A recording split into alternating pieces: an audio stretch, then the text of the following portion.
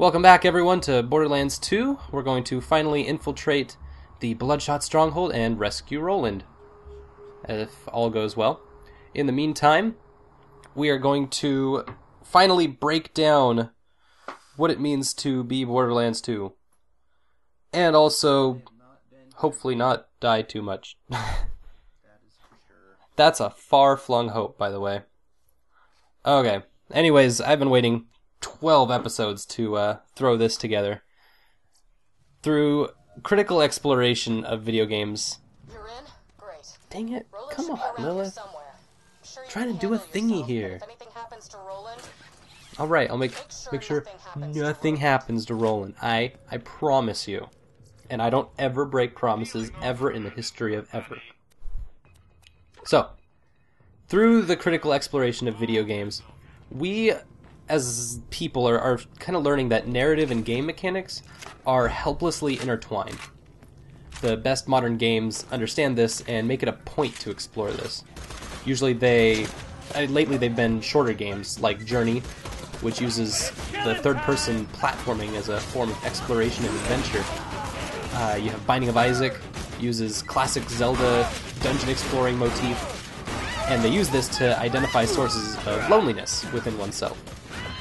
Similarly, Kingdom Hearts uses a party system with specifically Disney characters that you're familiar with, and the point of that is to help Sora, the main character, fight his own personal fear of growing up alone without friends.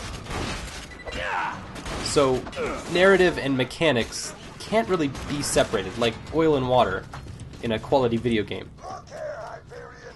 I'm not asking much for Roland. $1 million bucks. Hello? Poor Flank Stink. He's not doing well. handling the Bloodshot's all right? They've been trying to take Roland out ever since he kicked their asses out of Similarly to me. Sanctuary.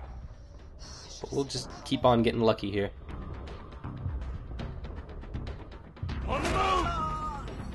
So, for this reason, that because narrative and game mechanics can't really be separated, it's kind of why you can't just hire the best writer and expect a well-written video game. And that's something we see, and similarly you can't just have a great game designer and it'll be a great game.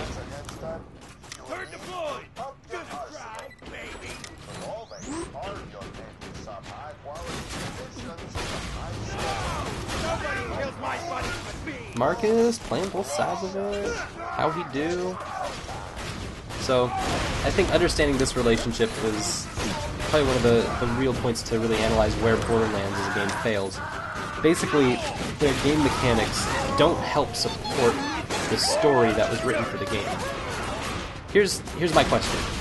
Did anyone notice while playing this game that Gearbox put an immense amount of work on the narrative of Borderlands 2? How much of a difference did that make crossing from Borderlands 1 to Borderlands 2? Is the narrative what makes the game in this case? And to what extent does it? Does it make having a sequel worth it? These are kind of just all a bunch of questions that I'm trying to figure out while I'm doing this. I call this out not to take the fun out of the game or anything, but to posit that if Borderlands 2's narrative was better backed up by its gameplay, that everyone would be better for it. But because the game is so trapped within conventional first-person shooter and role-playing game motifs and gameplays, that its narrative isn't actually allowed to shine. It can't do that because it's being stifled by shooty and level up stuff. So, let's break down the gameplay. For the role-playing game part of this, you look at different things like leveling up, increasing stats, trading to better weapons, picking up new skills, and this is all directly ripped off of World of Warcraft. World of Warcraft uses this in their game to make the player feel like they're growing with their character. It allows the player to express themselves and be different from the massively multiplayer others who they're playing with. In Borderlands' case, Saxton's a person. I didn't make him. I only control him. He doesn't reflect me in any way. The only thing I control is making him more powerful or changing his clothes. Good for him, but I don't get anything out of this. this relationship doesn't actually benefit me as a player anyway, or create anything more for me, except for progressing through the game itself. So this is a place where the role-playing game aspect could be used to either better reflect Saxton as a character, or the soldier in this case, or whoever you're playing as, or it could be used better for me, like in the case that World of Warcraft does it. But we don't really get either of those.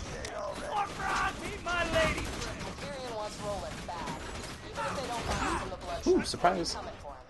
Psycho's coming from the rafters. Not dead yet!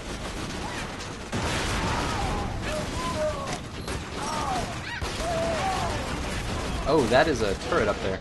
Okay, that's why I'm having troubles here. Come on, one more hit.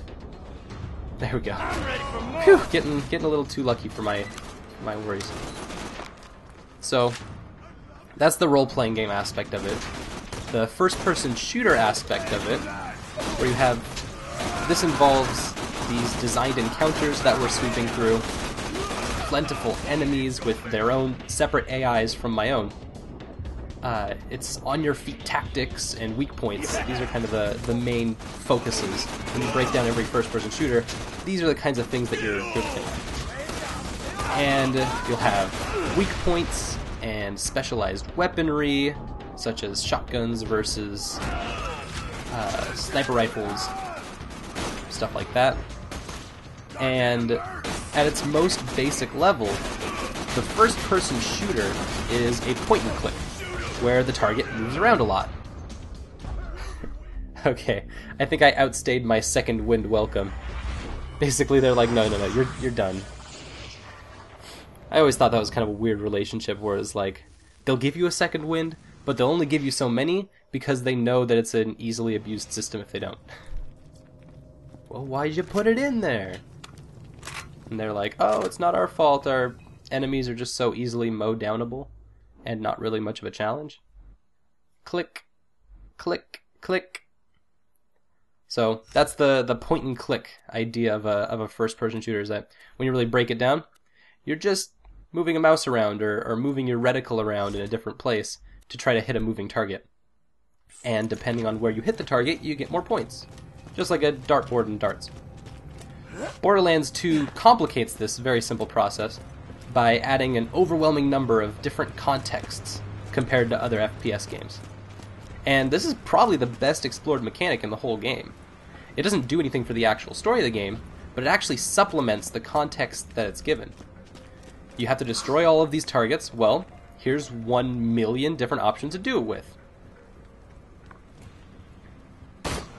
In this case, here's a crazy sniper rifle with ludicrous amounts of range.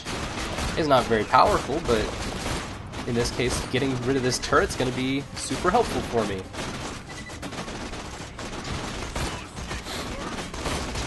And that's actually probably the main reason why the first-person shooter is the most successful genre of video games right now. Is just because it's very easy to reproduce, and it really explores situations of gaming and narrative flawlessly, or not flawlessly, but you know what I mean. Better than any other genre has been able to easily reproduce these kinds of good feels, I guess.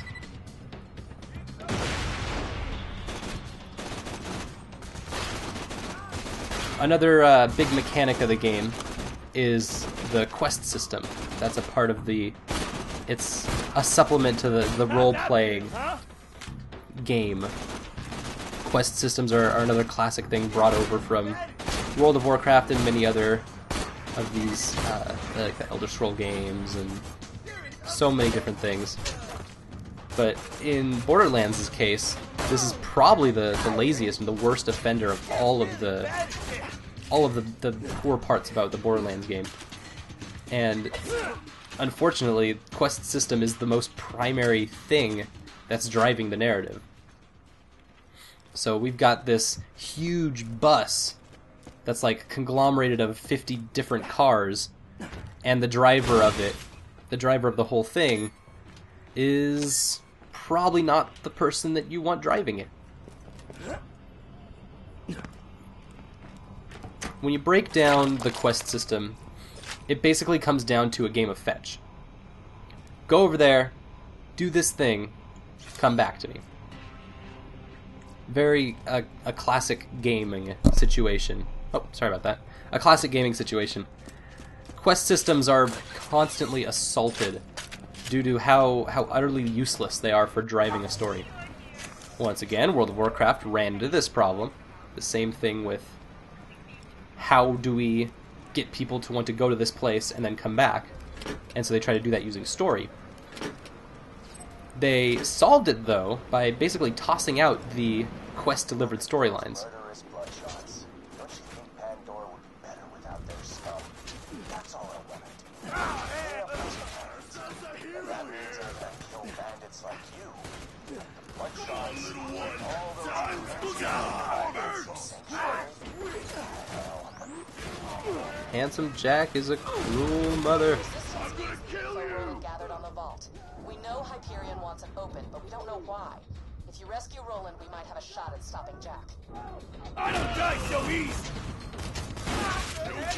So we got this quest system. World of Warcraft used to use it. They tossed it out because they realized that the reward that one gets for completing a quest ends up being way better towards the game system than the story itself. So they toss it out, put in quest helpers, all sorts of these kinds of things. Most of Borderlands narratives, though... sorry, I'm getting ahead of myself. World of Warcraft solves their lack of narrative problem, though, by creating these... giving players the tools to... They speed through the quests, and then, instead, Blizzard tells these world-shaping stories in their expansions. I'm ready for more! It kind of goes towards the macro level of narrative design. Most of Borderlands narratives are supplied through following the quests in the game, and I find that the mismatch of how they're getting what they're getting done. Whoa, lock on bullets. Okay, that's pretty fucking awesome. Gotta say, that's a new one for me. But the mismatch between how the narrative is supplied and the method of doing it and what they're trying to get out of the narrative is a very glaring difference. I guess to put it in a weird metaphorical sense, it's like delivering a paintball with a milk truck. I mean, it could get the job done, and the paintball could hit its delivered target, or, in the other hand, maybe the milk buyer ordered a paintball from their milk delivery man. But either way, there's better methods of delivery, is the main point, and if we did a better job exploring those, the game could be better because of it. Finally, just to kind of put it in a better sense and be pro-narrative, the mechanic that probably best sets the narrative is, ironically, cutscenes. Cutscenes are a legitimate game mechanic, notable for being the complete absence of player interaction. So it's kind of like you have the yin and yang, and cutscene kind of holds the pacing by being the point where the game says, no, you can't play here, let us handle this for you. Cutscenes are kind of hard to structurally screw up, and a lot of it is a matter of pacing, and Borderlands 2 actually hits that just fine. Holy crap. Okay, so don't mess with that guy. He just took all of my health in one triple rocket launcher shot. Okay, well, we're gonna have to change our tactics then.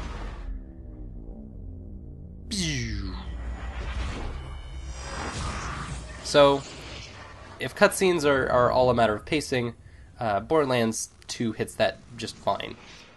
They use it to actually allow their writing a moment to shine, and, you know, it does that alright. I find Borderlands to be a great example of what happens when you don't design gameplay and story to mesh well with one another. This is the same major flaw of almost every giant studio production. In Borderlands 2's case, they're finding that a sequel is not as simple as changing colors from brown to blue and writing better. Borderlands has some great ideas underneath it, but it's so chaotic that no one part of it can shine. The lack of thematic focus between the story and the gameplay is glaring. I guess to put it in a similar situation to the one we're in right now, Mad Mike is this overwhelming force that's being taken down by little needle bullets and being trapped in... Looks like he's trapped in something. Although, now our turrets run out, so our little cheap antics aren't going to get us much farther. Hopefully we can scrape this one out. Nope. No, nope. Nope. This is just... God, this guy's a douche. Oh well. We can just burn together. Stupid Mad Mike. So there's an ongoing fight in gaming circles about whether narrative or gameplay is more important to a game. Usually this comes down to, like, do you play the one player or do you play the multiplayer? As those are supposed to be the pinnacles of game writing and game playing. Jesper Jewell writes in his book Half Real that a game's fiction and its rules are intertwined like a plant climbing a trellis. Those are the things that plants climb. The two need one another to different degrees to create context for a player to play a game. Chess's context of two forces trying to dominate one another comes in this medieval form of warring nations in the figures that it represents. And this comes in a wide variety. Jesper Jewell in the book looks at, like, everything from Tetris not having, or having an extremely abstract or no fiction at all. Is there no one around here? Nice! Alright, cool. Killed Mad Max. So, yay? I don't even know. This is silly. Anyways, when you have this context between game's narrative and its mechanics, the world it builds and how it builds that, and the rules that dictate that world, I call that the game's theme. This context, I call it the game's theme.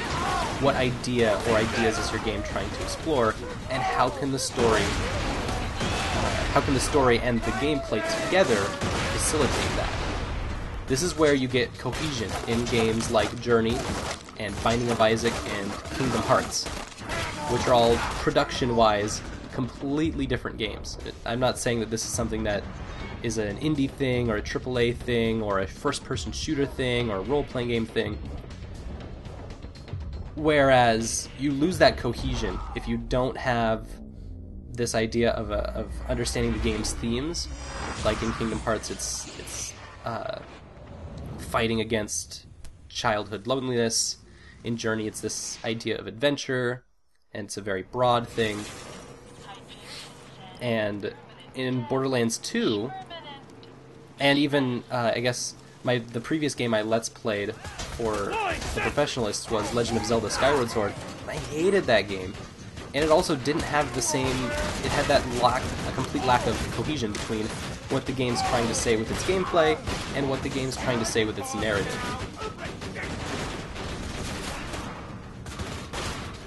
So, all in all, I feel like the future would be much better for us to try to identify themes that are used in gameplay and in the narratives themselves. And that's where you get this, like, third generation game designer, which is not necessarily a thing that used to exist. And it's kind of a weird place. You have your first generation, like, if you break this all the way down, you have your first generation game designer that said, hey look, I can jump. I can make my player jump around. This is awesome. You can jump on so many cool platforms. this is cool. Look at all the jumping I can do. The second generation says, look at these beautiful platforms. Look at how dynamic it can be to engage with jumping. And then our third generation says, how does jumping make you feel? What do we get out of jumping? And then from there you can, this is how generations of design kind of unfold. We've seen this through movies, we've seen this through writing for forever and art. All sorts of these different mediums have had these kinds of generations asking new questions out of the previous generation. And so when you have like Macmillan's design games that are all Super Mario Brothers, they're all Mega Man, they're all things that he grew up with, it comes across really, really simply that he's expanding on these newer ideas. Or he's expanding on old ideas with new flares, asking new questions out of them, and all sorts of stuff. So, I think those are my big critiques against Borderlands 2. I still hate it. I still love this game. I still love it, and I still hate it. I guess I love my relationship with Borderlands 2. I mean, look at that. I just killed a badass nomad as it was trying to kill me by getting close to it and trying not to get dead. I thought that was kind of at least silly. Weird ways to solve silly problems. Okay, this is getting to be just a little too much. I'm getting a little claustrophobic in here. Where do you all come from? Go home. Oh god. Grenades everywhere. Oh, okay. Cool. I think a thing did a thing somewhere.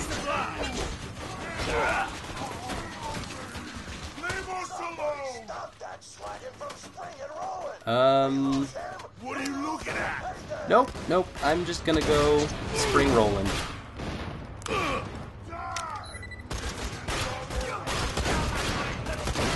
Okay, I like that the bruiser animation of the point is very Mad Max.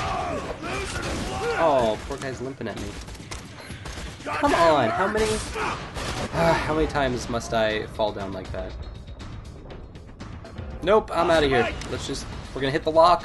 This is not gonna happen anymore. Come on, open that. There we go. Vault Hunter. Good to finally meet you in person. Hell of a job fighting through those bloodshots. This'll just take a second.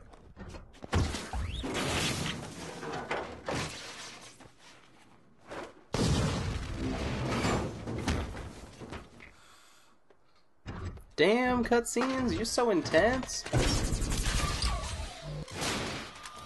He gets a serious title. He's a serious dude. Well, that's that. Now let's see about getting out of here. Do I have to stop this thing? You gotta stop this thing! You know, I think I'll just walk away. Let go of me, That's how Handsome Jack pays ransom. Bye, Roland. Time no see, Roland. See you later, buddy. I'm just gonna go loot this place. Actually, how the hell do I get into that? Ugh, whatever. Let go of me, damn it. I'll go rescue you then. Oh god, robots. Okay, so now we have a brand new enemy. And by brand new, I mean the exact same enemy with a different weak point. Basically, it's the old school RPG idea of reskinning. Except it's much more basic. Come on, buddy, go down. Nope, I'm just gonna die again. Thanks, guys. Y'all have been great fun. Okay, robots ain't nothing to mess with. But you have your gun loader, you have your exploder. Basically, there's suicide psychos and the big grunt guy psychos, and just new skins for them. Some of them have the same shotguns and kind of rifle-y things. A lot more electricity-based or power weapon-based. than just simple shotguns or stuff like that. I think narratively they're like Hyperion's foot soldiers, or something like that. Either way, psychos and robots don't get along very well, so we can all kind of help everyone help me kill all of them. So thanks. Also, my turret's not a big fan of robots. Good boy. She's a beaut. So hopefully we can get to the war den, which is right around the corner. Kind of a cool other mini boss. Ooh, those guys did not stand a chance next to that guy. Everyone is helping me today.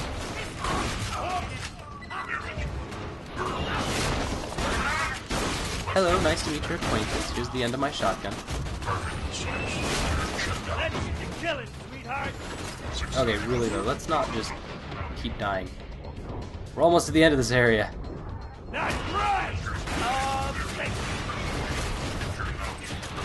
Nope, we're out of ammo. This is fantastic. Oh, and we're just getting out of here? Whatever. So, after we clear this room, we'll be pretty much at the end of the episode. And we'll get through here no problem. As long as we don't run out of ammo. But thanks for listening to some of my more tough critiques on Borderlands 2. Because of how I really have become familiar with Borderlands 2 and how I've been following up with the people who make it, I've really had a good connection with the game, and I really like it, so kind of being really mean to it is not something I want to do, but it's still something that I think is very important for the games industry to understand if they want to grow, that they're going to basically have to accept ideas of game design being an artistic form. And that's basically it. I mean, I don't think it's too hard because I've kind of grown up with games and now I'm challenging what they say. But that's the basis of why I do a lot of the things I do. So, thanks for watching episode 12, and we will see you in the next episode.